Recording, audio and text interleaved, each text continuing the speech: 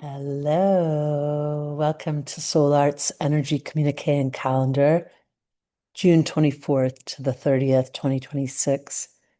I'm your host, Mary-Laurence Bevington. The title today is Can We Change Our Stars? Get ready to roll in these last days of June, for there's lots in the hopper. Mercury changes directions on the compass rose on 629 until 723. A full moon at 8 degrees, 14 minutes, Capricorn follows.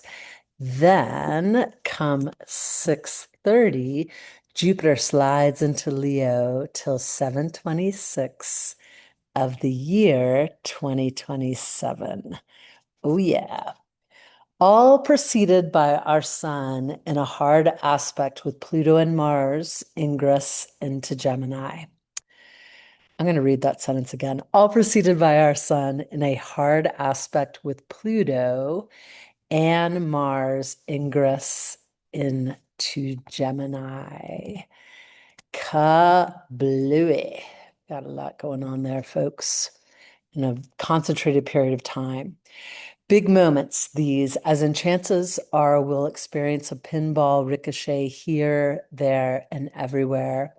A bop, bitty bop, bop, bitty bop, boop, bop, bah, which has every reason to blow back our hair, shine our shoes, and with any luck, play the blues. Note the latter, for the pressure valves that creative expression opens relieve us when we're in the throes of changes. Now, we've trained for all of the above. We've even experienced plentiful pivots packed into many time frames and weathered, soldiered, and otherwise made it through such passages.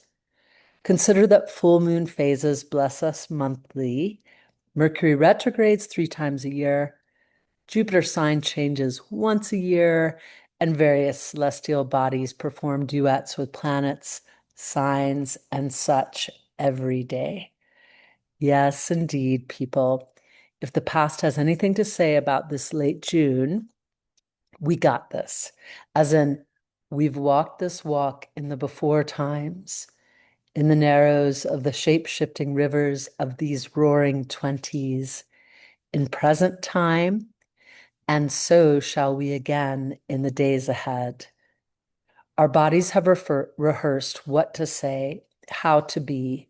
We know our marks and our actions are clear. Yet, somewhere deep inside ourselves, we may want to let go the status quo.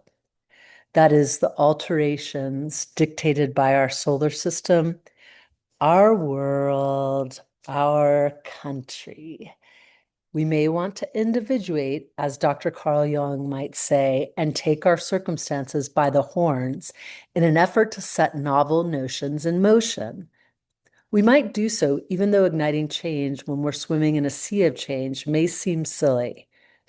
Then again, changes on top of changes might also appear aligned with the nature of reality. See, on our creation, our planet, Ms. Mother Earth, destiny weighs upon our shoulders and basically says, these are the changes coming. Ready, set, go. We sense the strivings of where we may want to go. We read the room. We take in the currents of the collective, and in certain cases, we decide to seed our own internal changes within the changes given to us by the external world. Also, sometimes the spirit of our times gives us a counterpoint to mainstream changes too. Take, for instance, the downward spirals activated in so many places. That is, if we zoom out, we may notice a few daunting trends.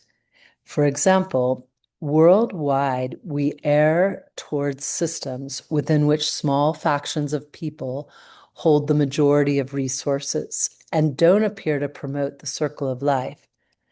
Rather, these few seem to hold fast to life out of balance for the many. All the while, a changing climate churns up chaos. But then, what if we step back for an even more altered view?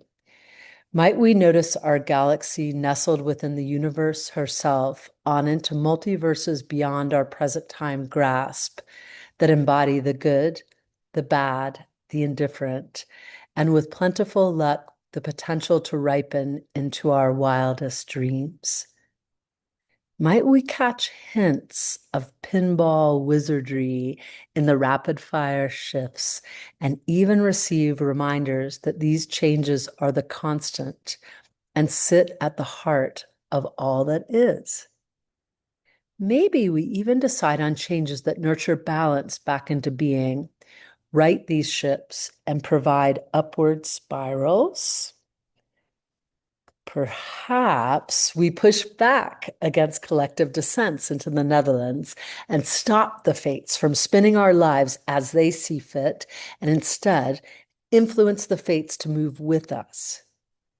Maybe the fates even dig the twists, the turns, the zigzags we'd like to make so. Who knows? What I do know is that all of this is to say free will might walk hand in hand with destiny if we picture this reality into being. The myths born out of observing the night sky, the cycles of the seasons, the precession of the equinox tell us that while so much is set, nothing's precisely written. That is to say, what happened in the past will reprise.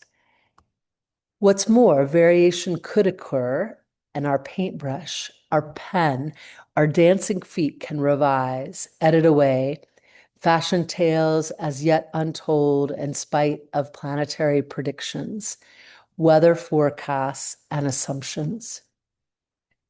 In sum, we may partner with our stars to change our stars and enact all we imagine on this sweet creation and beyond. In sum, we may change our stars. Okay, so I have a little picture by Rita Vicari, if you can see it. In some platforms, you won't be able to see it, but it's a silhouette of a bunch of people basically on a beach at a sunrise or a sunset. This image brought a flood of memories, specifically of times within which sunrises came for many of us, making for moments of oohs and ahs and awe of nature's majesty for all. Um, and I suppose I could say sunsets there too, because they're both equally fabulous. Okay, let's do a little calendar action and wrap this puppy up. June 24th to the 30th, in brief. As usual, times given are Eastern Daylight Time. That's Greenwich Mean Time minus 5 hours. So I'm going backwards a little bit from the 24th to June 23rd. It's Aiden's birthday. The 24th of June, Luna shifts from her first quarter to her second at 5:55 p.m. Also on the 24th, Sun semi-sextile Uranus at 5:49 p.m. Our inner self may feel unusual. Breathe through these fleeting moments as best as you can. June 25th, Luna settles into Scorpio all day as Venus trines Saturn at 8:02 a.m. and our Sun squares Neptune at 6:38 p.m. Temper any splitter feelings with deep breaths. So, in other words, if you're feeling a little moody, breathe. June 26th, Sun quincunx Pluto at 9:19 a.m. An amazing hour to release something that holds you from realizing your full potential. June 26th, Luna takes 1.5 hours to travel to Sagittarius. Her ETA is 2:41 p.m. That's not very long. June 26th is Sharpie's birthday. June 28th, Mars sextile Jupiter at 12:50 a.m. Do something that promotes your growth. And you can interpret which type of growth you choose. June 28th, Mars enters Gemini at 3:29 p.m. Guide your driving thoughts gently, gently. June 28th, 29th, long lunar transit. Luna leaves Sag at 1:05 a.m. on the 28th and arrives in Capricorn at 3:19 a.m. on the 29th. June 29th, Mercury retrograde at 1:36 p.m. at 26 degrees of Cancer until July 23rd. Reflect during these days, and especially as we come to the middle of this 3+ week period. June 29th, full moon at 7:57 p.m. at 8 degrees, 14 minutes of Capricorn. It's ruled by Saturn. Okay, so here's a little bit of counsel on this full moon. Lead well. Trust your inner guidance system. Your fascia and your bones may feel this full moon. The supportive muscles of your spine might be sensitive. Your skin, your nails, your hair may be more receptive to messages from space. Spleen energy could be quite vibrant. I'm not going to do an explainer. I want you just to play with it.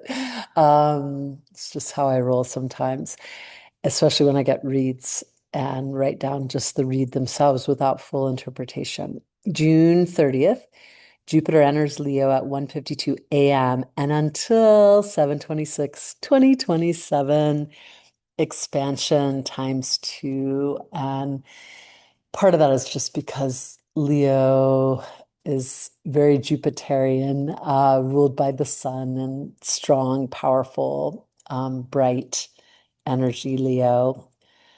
Special thanks to Alex, Ada, Big Ricky, Deanna, Ginger, Jude, Kelly, KM, Lara, Laura M, Lazardsky, Marnie, PJ, Peggy, Valley, Siegel, Soster, Terry, Tina Z, and Charles. All for now, friends. Till tomorrow, and in carrying the light. Calendar inspirations are based on data from Llewellyn's 2026 Astrological Daily Ephemeris and Aspectarian.